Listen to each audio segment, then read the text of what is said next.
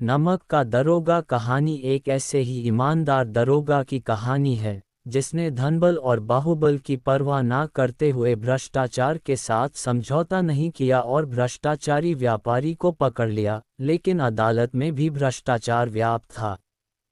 इस कारण उसे अपनी नौकरी से हाथ धोना पड़ा।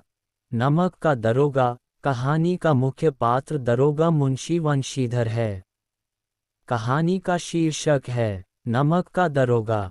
आप सभी को just with Pankaj Sinha YouTube channel में स्वागत है। आपने देखना शुरू कर दिया है, इसके लिए अग्रिम शुभकामनाएं। आशा करता हूं आपको पसंद आएगा और आप अपने परिवार और दोस्तों को भी शेयर करेंगे। जब नमक का नया विभाग बना और ईश्वर प्रदत्त वस्तु के व्यवहार करने का निषेध हो गया तो लोग चोरी छिपे इसका व्यापार करने लगे। अनेक प्रकार के छल प्रपंचों का सूत्रपात हुआ। कोई घूस से काम निकालता था, कोई चालाकी से। अधिकारियों के पौ 12 थे। पटवारीगिरी का सर्वसम्मानित पद छोड़ छोड़कर लोग इस विभाग की बरकंदाजी करते थे। इसके दारोगा पद के लिए तो वकीलों का भी जी ललचाता था। ये वह समय था जब अंग्रेजी शिक्षा और ईसाई मत को लोग एक ही वस्तु समझते थे। फारसी का प्राबल्य था। प्रेम की कथाएं और श्रृंगार रस के काव्य पढ़कर फारसीदा लोग सर्वोच्च पदों पर नियुक्त हो जाया करते थे। मुंशी वंशीधर भी जुलेखा की विरह कथा समाप्त करके सीरी और फरहाद के प्रेम वृतांत को नल और नील की लड़ाई और अमेरिका के आविष्कार से अधिक महत्व की बातें समझते हुए रोजगार की खोज में निकले। उनके पिता एक अनुभवी पुरुष थे। समझाने लगे, बेटा, घर की दुर्दशा देख रहे हो, ऋण के बोझ से दबे हुए हैं। लड़कियां हैं, वे घास फूस की तरह बढ़ती चली जाती हैं। मैं कगारे पर का वृक्ष हो रहा हूं, न मालूम कब गिर पड़ूं। अब तुम ही घर के मालिक मुख्तार हो। नौकरी में ओहदे की ओर ध्यान मत देना, ये तो पीर का मजार है। निगाह चढ़ावे और चादर पर रखनी चाहिए। ऐसा काम ढूंढना जहां कुछ ऊपरी आय हो। मासिक वेतन तो पूर्णमासी का चांद है, जो एक दिन दिखाई देता है और घटते घटते लुप्त हो जाता है। ऊपरी आय बहता हुआ स्रोत है जिससे सदैव प्यास बुझती है। वेतन मनुष्य देता है, इसी से उसमें वृद्धि नहीं होती। ऊपरी आमदनी ईश्वर देता है, इसी से उसकी बरकत होती है। तुम स्वयं विद्वान हो, तुम्हें क्या समझाऊं। इस विषय में विवेक की बड़ी आवश्यकता है। मनुष्य को देखो, उसकी आवश्यकता को देखो और अवसर को देखो, उसके उपरांत जो उचित समझो करो। गरज वाले आदमी के साथ कठोरता करने में लाभ ही लाभ है, लेकिन बेगरज को दांव पर पाना जरा कठिन है। इन बातों को निगाह में बांध लो, यह मेरी जन्म भर की कमाई है। इस उपदेश के बाद पिताजी ने आशीर्वाद दिया। वंशीधर आज्ञाकारी पुत्र थे। ये बातें ध्यान से सुनी और तब घर से चल खड़े हुए। इस विस्तृत संसार में उनके लिए धैर्य अपना मित्र, बुद्धि अपनी पथ प्रदर्शक और आत्मावलंबन ही अपना सहायक था। लेकिन अच्छे शकुन से चले थे, जाते ही जाते नमक विभाग के दारोगा पद पर प्रतिष्ठित हो गए। वेतन अच्छा और ऊपरी आय का तो ठिकाना ही न था। वृद्ध मुंशी जी को सुख संवाद मिला तो फूले न समाये। महाजन कुछ नर्म पढ़े, कलवार की आशालता लहलहाए। पड़ोसियों के हृदय में शूल उठने लगे। जाड़े के दिन थे और रात का समय। नमक के सिपाही, चौकीदार नशे में मस्त थे। मुंशी वंशीधर को यहाँ आए अभी 6 महीनों से अधिक न हुए थे, लेकिन इस थोड़े समय में ही उन्होंने अपनी कार्यकुशलता और उत्तम आचार से अफसरों को मोहित कर लिया था। अफसर लोग उन पर बहुत विश्वास करने लगे। नमक के दफ्तर से 1 मील पूर्व की ओर जमुना बहती थी, उस पर नावों का एक पुल बना हुआ था। दारोगाजी किवाड़ बंद किए मीठी नींद सो रहे थे। अचानक आंख खुली तो नदी के प्रवाह की जगह गाड़ियों की गड़गड़ाहट तथा मल्लाहों का कोलाहल सुनाई दिया। उठ बैठे, इतनी रात गए गाड़ियां क्यों नदी के पार जाती हैं? अवश्य कुछ न कुछ गोलमाल है। तर्क ने भ्रम को पुष्ट किया। वर्दी पहनी, तमंचा जेब में रखा और बात की बात में घोड़ा बढ़ाए हुए पुल पर आ पहुंचे। गाड़ियों की एक लंबी कतार पुल के पार जाती देखी। डांट कर पूछा, किसकी गाड़ियां हैं? थोड़ी देर तक सन्नाटा रहा। आदमियों में कुछ कानाफूसी हुई, तब आगे वाले ने कहा, पंडित अलोपीदीन की। कौन पंडित अलोपीदीन? दातागंज के मुंशी वंशीधर चौंके। पंडित अलोपीदीन इस इलाके के सबसे प्रतिष्ठित जमींदार थे। लाखों रुपए का लेन देन करते थे। इधर छोटे से बड़े कौन ऐसे थे जो उनके ऋणी न हों। व्यापार भी बड़ा लंबा चौड़ा था। बड़े चलते पुर्जे आदमी थे। अंग्रेज अफसर उनके इलाके में शिकार खेलने आते और उनके मेहमान होते। 12 मास सदाव्रत चलता था। मुंशी ने पूछा, गाड़ियां कहाँ जाएंगी? उत्तर मिला, कानपुर। लेकिन इस प्रश्न पर कि इनमें क्या है, सन्नाटा छा गया। दारोगा साहब का संदेह और भी बढ़ा। कुछ देर तक उत्तर की बात देखकर वह जोर से बोले, क्या तुम सब गूंगे हो गए हो? हम पूछते हैं इनमें क्या लदा है। जब इस बार भी कोई उत्तर न मिला तो उन्होंने घोड़े को एक गाड़ी से मिलाकर बोरे को टटोला। भ्रम दूर हो गया। यह नमक के अरेले थे। फॉलो फेमिना हिंदी साहित्य कहानी। नमक का दारोगा, मुंशी प्रेमचंद की कहानी। बाय फेमिना। फरवरी 27, 2020 शाम के 7:23 भारतीय मानक समय। फॉलो ऑन हिंदी स्टोरी नमक का दरोगा बाय मुंशी प्रेमचंद। लेखक प्रेमचंद। जब नमक का नया विभाग बना और ईश्वर प्रदत्त वस्तु के व्यवहार करने का निषेध हो गया तो लोग चोरी छिपे इसका व्यापार करने लगे।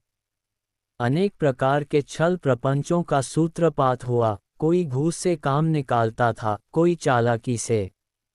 अधिकारियों के पौ 12 थे। पटवारीगिरी का सर्वसम्मानित पद छोड़कर लोग इस विभाग की बरकंदाजी करते थे। इसके दारोगा पद के लिए तो वकीलों का भी जी ललचाता था। ये वह समय था जब अंग्रेजी शिक्षा और ईसाई मत को लोग एक ही वस्तु समझते थे। फारसी का प्राबल्य था। प्रेम की कथाएं और श्रृंगार रस के काव्य पढ़कर फारसीदा लोग सर्वोच्च पदों पर नियुक्त हो जाया करते थे। मुंशी वंशीधर भी जुलेखा की विरह कथा समाप्त करके सीरी और फरहाद के प्रेम वृतांत को नल और नील की लड़ाई और अमेरिका के आविष्कार से अधिक महत्व की बातें समझते हुए रोजगार की खोज में निकले। उनके पिता एक अनुभवी पुरुष थे। समझाने लगे, बेटा, घर की दुर्दशा देख रहे हो। ऋण के बोझ से दबे हुए हैं। लड़कियां हैं, वे घास फूस की तरह बढ़ती चली जाती हैं। मैं कगारे पर का वृक्ष हो रहा हूँ, न मालूम कब गिर पड़ूं। अब तुम ही घर के मालिक मुख्तार हो। नौकरी में ओहदे की ओर ध्यान मत देना, ये तो पीर का मजार है। निगाह चढ़ावे और चादर पर रखनी चाहिए। ऐसा काम ढूंढना जहां कुछ ऊपरी आय हो। मासिक वेतन तो पूर्णमासी का चांद है, जो एक दिन दिखाई देता है और घटते घटते लुप्त हो जाता है। ऊपरी आय बहता हुआ स्रोत है जिससे सदैव प्यास बुझती है। वेतन मनुष्य देता है, इसी से उसमें वृद्धि नहीं होती। ऊपरी आमदनी ईश्वर देता है, इसी से उसकी बरकत होती है। तुम स्वयं विद्वान हो, तुम्हें क्या समझाऊं।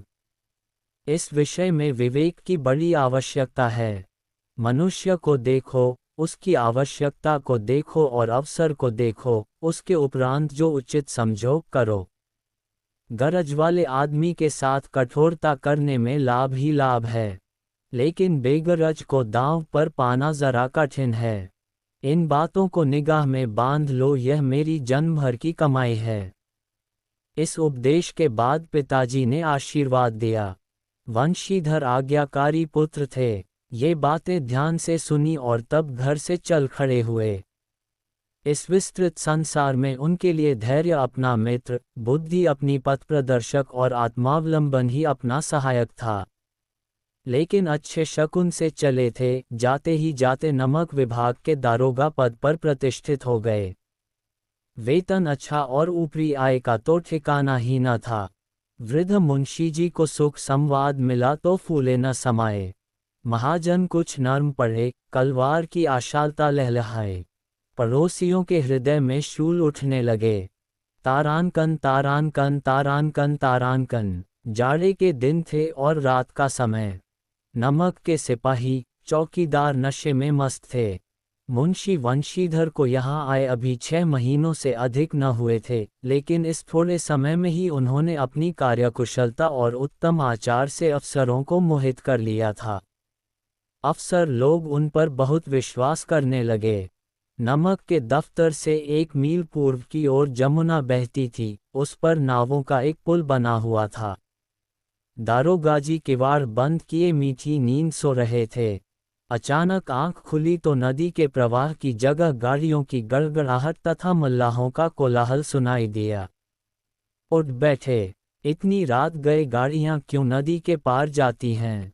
अवश्य कुछ न कुछ गोलमाल है। तर्क ने भ्रम को पुष्ट किया। वर्दी पहनी, तमंचा जेब में रखा और बात की बात में घोड़ा बढ़ाए हुए पुल पर आ पहुंचे। गाड़ियों की एक लंबी कतार पुल के पार जाती देखी। डांट कर पूछा, किसकी गाड़ियां हैं? थोड़ी देर तक सन्नाटा रहा। आदमियों में कुछ कानाफूसी हुई, तब आगे वाले ने कहा, पंडित अलोपी दीन की। कौन पंडित अलोपी दीन? दातागंज के। मुंशी वंशीधर चौंके। पंडित अलोपी दीन इस इलाके के सबसे प्रतिष्ठित जमींदार थे। लाखों रुपए का लेन देन करते थे। इधर छोटे से बड़े कौन ऐसे थे जो उनके ऋणी न हों? व्यापार भी बड़ा लंबा चौड़ा था। बड़े चलते पुर्जे आदमी थे। अंग्रेज अफसर उनके इलाके में शिकार खेलने आते और उनके मेहमान होते। 12 मास सदाव्रत चलता था। मुंशी ने पूछा, गाड़ियां कहाँ जाएंगी? उत्तर मिला, कानपुर। लेकिन इस प्रश्न पर कि इनमें क्या है, सन्नाटा छा गया। दारोगा साहब का संदेह और भी बढ़ा। कुछ देर तक उत्तर की बात देखकर वह जोर से बोले, क्या तुम सब गूंगे हो गए हो? हम पूछते हैं इनमें क्या लदा है। जब इस बार भी कोई उत्तर न मिला तो उन्होंने घोड़े को एक गाड़ी से मिलाकर बोरे को टटोला। भ्रम दूर हो गया। यह नमक के अड़ेले थे। तारानकन तारानकन तारानकन तारानकन। पंडित अलोपी दीन अपने सजीले रथ पर सवार, कुछ सोते कुछ जागते चले आते थे। अचानक कई गाड़ीवानों ने घबराए हुए आकर जगाया और बोले, महाराज, दारोगा ने गाड़ियां रोक दी हैं और घाट पर खड़े आपको बुलाते हैं। पंडित अलोपी दीन का लक्ष्मी जी पर अखंड विश्वास था। वह कहा करते थे कि संसार का तो कहना ही क्या, स्वर्ग में भी लक्ष्मी का ही राज्य है। उनका ये कहना यथार्थ ही था।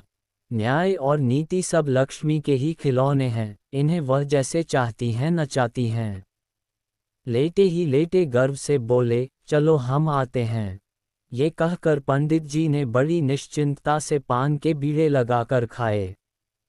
फिर लिहाफ ओढ़े हुए दारोगा के पास आकर बोले, बाबूजी आशीर्वाद। कहिए, हमसे ऐसा कौन सा अपराध हुआ कि गाड़ियां रोक दी गईं? हम ब्राह्मणों पर तो आपकी कृपा दृष्टि रहनी चाहिए। वंशीधर रुखाई से बोले, सरकारी हुक्म। पंडित अलोपी दीन ने हंसकर कहा, हम सरकारी हुक्म को नहीं जानते और न सरकार को। हमारे सरकार तो आप ही हैं। हमारा और आपका तो घर का मामला है, हम कभी आपसे बाहर हो सकते हैं। आपने व्यर्थ का कष्ट उठाया। ये हो नहीं सकता कि इधर से जाएं और इस घाट के देवता को भेंट न चढ़ावें। मैं तो आपकी सेवा में स्वयं ही आ रहा था। वंशीधर पर ऐश्वर्य की मोहिनी वंशी का कुछ प्रभाव न पड़ा। ईमानदारी की नई उमंग थी। कड़क कर बोले, हम उन नमकहरामों में नहीं हैं जो कौड़ियों पर अपना ईमान बेचते फिरते हैं। आप इस समय हिरासत में हैं। आपको कायदे के अनुसार चालान होगा। बस मुझे अधिक बातों की फुर्सत नहीं है। जमादार बदलू सिंह, तुम इन्हें हिरासत में ले चलो, मैं हुक्म देता हूँ। पंडित अलोपी दीन स्तंभित हो गए। गाड़ीवानों में हलचल मच गई। पंडित जी के जीवन में कदाचित ये पहला ही अवसर था कि पंडित जी को ऐसी कठोर बातें सुननी पड़ीं। बदलू सिंह आगे बढ़ा, किंतु रोब के मारे ये साहस न हुआ कि उनका हाथ पकड़ सके। पंडित जी ने धर्म को धन का ऐसा निरादर करते कभी न देखा था। विचार किया कि यह अभी उद्दंड लड़का है, माया मोह के जाल में अभी नहीं पड़ा, अल्हड़ है, झिझकता है। बहुत दीन भाव से बोले, बाबू साहब ऐसा न कीजिए, हम मिट जाएंगे, इज्जत धूल में मिल जाएगी। हमारा अपमान करने से आपके हाथ क्या आएगा, हम किसी तरह आपसे बाहर थोड़े ही हैं। वंशीधर ने कठोर स्वर में कहा, हम ऐसी बातें नहीं सुनना चाहते। अलोपीदीन ने जिस सहारे को चट्टान समझ रखा था, वह पैरों के नीचे खिसकता हुआ मालूम हुआ। स्वाभिमान और धन ऐश्वर्य की कड़ी चोट लगी, किंतु अभी तक धन की सांख्यिक शक्ति का पूरा भरोसा था। अपने मुख्तार से बोले, लाला जी 1000 के नोट बाबू साहब की भेंट करो, आप इस समय भूखे सिंह हो रहे हैं। वंशीधर ने गरम होकर कहा, 1000 नहीं, 1,00,000 भी मुझे सच्चे मार्ग से नहीं हटा सकते। धर्म की इस बुद्धिहीन दृढ़ता और देव दुर्लभ त्याग पर मन बहुत झुंझलाया। अब दोनों शक्तियों में संग्राम होने लगा। धन ने उछल उछल कर आक्रमण करने शुरू किए। 1 से 5, 5 से 10, 10 से 15 और 15 से 20,000 तक नौबत पहुंची, किंतु धर्म अलौकिक वीरता के साथ बहुसंख्यक सेना के सम्मुख अकेला पर्वत की भांति अटल, अविचलित खड़ा था। अलोपीदीन निराश होकर बोले, अब इससे अधिक मेरा साहस नहीं, आगे आपको अधिकार है। वंशीधर ने अपने जमादार को ललकारा। बदलू सिंह मन में दारोगाजी को गालियां देता हुआ पंडित अलोपीदीन की ओर बढ़ा। पंडित जी घबराकर 2-3 कदम पीछे हट गए। अत्यंत दीनता से बोले, बाबू साहब, ईश्वर के लिए मुझ पर दया कीजिए, मैं 25,000 पर निपटारा करने को तैयार हूँ। असंभव बात है, 30,000 पर किसी तरह भी संभव नहीं। क्या 40,000 पर भी नहीं? 40,000 नहीं, 40 लाख पर भी असंभव है। बदलू सिंह, इस आदमी को हिरासत में ले लो, अब मैं एक शब्द भी नहीं सुनना चाहता। धर्म ने धन को पैरों तले कुचल डाला। अलोपीदीन ने एक हृष्ट-पुष्ट मनुष्य को हथकड़ियां लिए हुए अपनी तरफ आते देखा। चारों ओर निराश और कातर दृष्टि से देखने लगे। इसके बाद मूर्छित होकर गिर पड़े। दुनिया सोती थी पर दुनिया की जीभ जागती थी। सवेरे देखिए तो बालक वृद्ध सबके मुंह से यही बात सुनाई देती थी। जिसे देखिए वही पंडित जी के इस व्यवहार पर टीका टिप्पणी कर रहा था। निंदा की बौछारें हो रही थीं, मानो संसार से अब पापी का पाप कट गया। पानी को दूध के नाम से बेचने वाला ग्वाला, कल्पित रोजनामचे भरने वाले अधिकारी वर्ग, रेल में बिना टिकट सफ़र करने वाले बाबू लोग, जाली दस्तावेज बनाने वाले सेठ और साहूकार, यह सब के सब देवताओं की भांति गर्दनें चला रहे थे। जब दूसरे दिन पंडित अलोपीदीन अभियुक्त होकर कांस्टेबलों के साथ, हाथों में हथकड़ियां, हृदय में ग्लानि और क्षोभ भरे, लज्जा से गर्दन झुकाए अदालत की तरफ चले तो सारे शहर में हलचल मच गई। मेलों में कदाचित आंखें इतनी व्यग्र न होती होंगी। भीड़ के मारे छत और दीवार में कोई भेद न रहा, किंतु अदालत में पहुंचने की देर थी। पंडित अलोपीदीन इस अगाध वन के सिंह थे। अधिकारी वर्ग उनके भक्त, अमले उनके सेवक, वकील मुख्तार उनके आज्ञा पालक और अरदली, चपरासी तथा चौकीदार तो उनके बिना मोल के गुलाम थे। उन्हें देखते ही लोग चारों तरफ से दौड़े। सभी लोग विस्मित हो रहे थे, इसलिए नहीं कि अलोपीदीन ने ये कर्म किया, बल्कि इसलिए कि वह कानून के पंजे में कैसे आए। ऐसा मनुष्य जिसके पास असाध्य साधन करने वाला धन और अनन्य वाचालता हो, वह क्यों कानून के पंजे में आए? प्रत्येक मनुष्य उनसे सहानुभूति प्रकट करता था। बड़ी तत्परता से इस आक्रमण को रोकने के निमित्त वकीलों की एक सेना तैयार की गई। न्याय के मैदान में धर्म और धन में युद्ध ठन गया। वंशीधर चुपचाप खड़े थे। उनके पास सत्य के सिवा न कोई बल था, न स्पष्ट भाषण के अतिरिक्त कोई शस्त्र। गवाह थे, किंतु लोभ से डांवाडोल। यहाँ तक कि मुंशी जी को न्याय भी अपनी ओर कुछ खींचा हुआ दीख पड़ता था। वह न्याय का दरबार था, परंतु उसके कर्मचारियों पर पक्षपात का नशा छाया हुआ था। किंतु पक्षपात और न्याय का क्या मेल? जहाँ पक्षपात हो, वहाँ न्याय की कल्पना नहीं की जा सकती। मुकदमा शीघ्र ही समाप्त हो गया। डिप्टी मजिस्ट्रेट ने अपनी तजवीज में लिखा, पंडित अलोपीदीन के विरुद्ध दिए गए प्रमाण निर्मूल और भ्रमात्मक हैं। वह एक बड़े भारी आदमी हैं।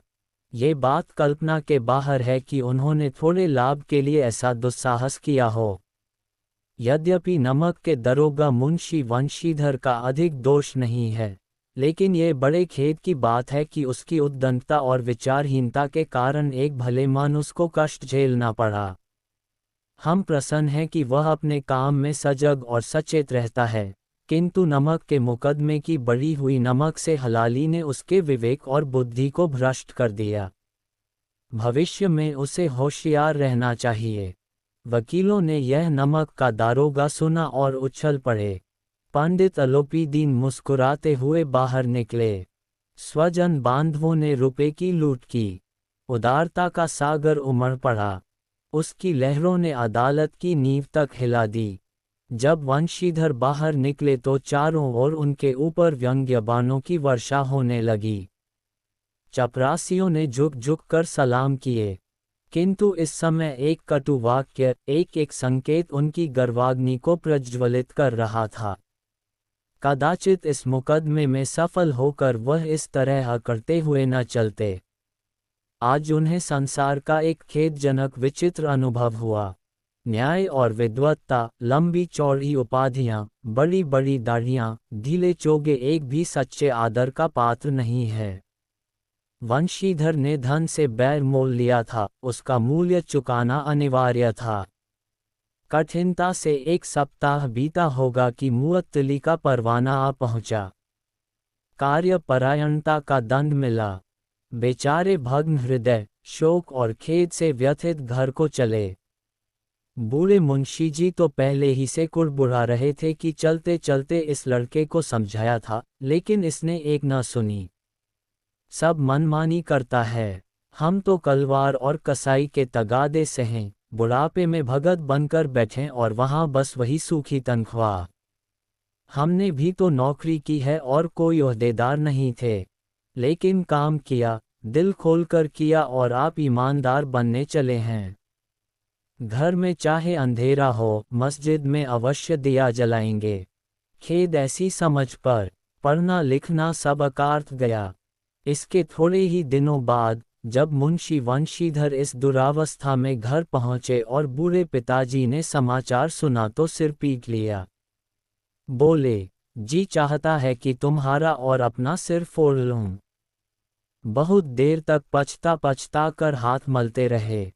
क्रोध में कुछ कठोर बातें भी कहीं और यदि वंशीधर वहां से टल न जाता तो अवश्य ही यह क्रोध विकट रूप धारण करता। वृद्ध माता को भी दुख हुआ। जगन्नाथ और रामेश्वर यात्रा की कामनाएं मिट्टी में मिल गईं। पत्नी ने कई दिनों तक सीधे मुंह बात तक नहीं की।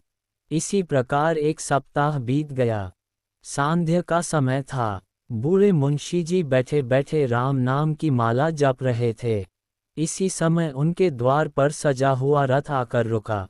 हरे और गुलाबी पर्दे, पछिए बैलों की जोड़ी, उनकी गर्दन में नीले धागे, सींग पीतल से जड़े हुए। कई नौकर लाठियां कंधों पर रखे साथ थे। मुंशी जी अगवानी को दौड़े देखा तो पंडित अलोपीदीन हैं। झुककर दंडवत की और लल्लो चप्पो की बातें करने लगे। हमारा भाग्य उदय हुआ जो आपके चरण इस द्वार पर आए। आप हमारे पूज्य देवता हैं, आपको कौन सा मुंह दिखावें, मुंह में तो कालिख लगी हुई है। किंतु क्या करें, लड़का अभागा कपूत है, नहीं तो आपसे क्या मुंह छिपाना पड़ता। ईश्वर निस्संतान चाहे रखे पर ऐसी संतान न दे। आलोपीदीन ने कहा, नहीं भाई साहब, ऐसा न कहिए। मुंशी जी ने चकित होकर कहा, ऐसी संतान को और क्या कहूँ।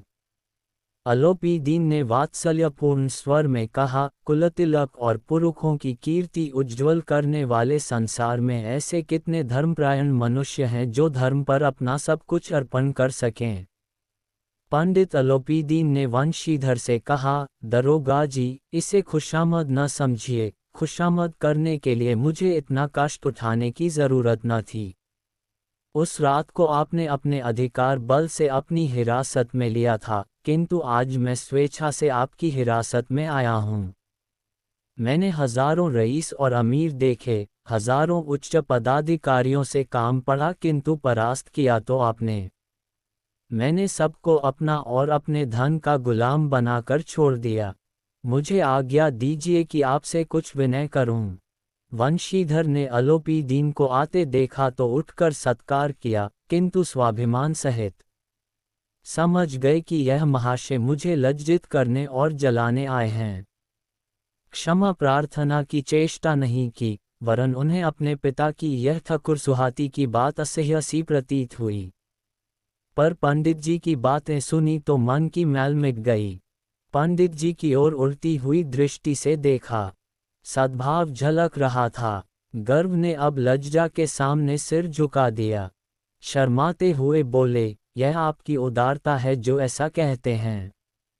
मुझसे जो कुछ अविनय हुई है, उसे क्षमा कीजिए। मैं धर्म की बेड़ी में जकड़ा हुआ था, नहीं तो वैसे मैं आपका दास हूँ। जो आज्ञा होगी वह मेरे सिर माथे पर। आलोपीदीन ने विनीत भाव से कहा, नदी तट पर आपने मेरी प्रार्थना नहीं स्वीकार की थी, किंतु आज स्वीकार करनी पड़ेगी। वंशीधर बोले, मैं किस योग्य हूँ, किंतु जो कुछ सेवा मुझसे हो सकती है, उसमें त्रुटि न होगी। आलोपीदीन ने एक स्टाम्प लगा हुआ पत्र निकाला और उसे वंशीधर के सामने रखकर बोले, इस पद को स्वीकार कीजिए और अपने हस्ताक्षर कर दीजिए।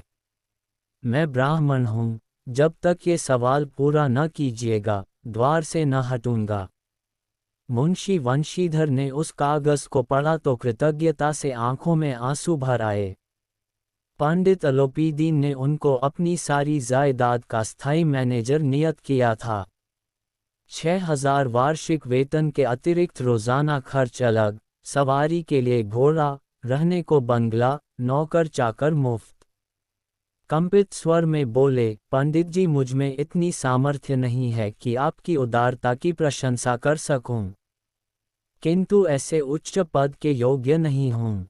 आलोपीदीन हंसकर बोले, मुझे इस समय एक अयोग्य मनुष्य की ही जरूरत है। वंशीधर ने गंभीर भाव से कहा, यूं मैं आपका दास हूं। आप जैसे कीर्तिवान सज्जन पुरुष की सेवा करना मेरे लिए सौभाग्य की बात है, किंतु मुझ में न विद्या है, न बुद्धि, न वह स्वभाव जो इन त्रुटियों की पूर्ति कर देता है।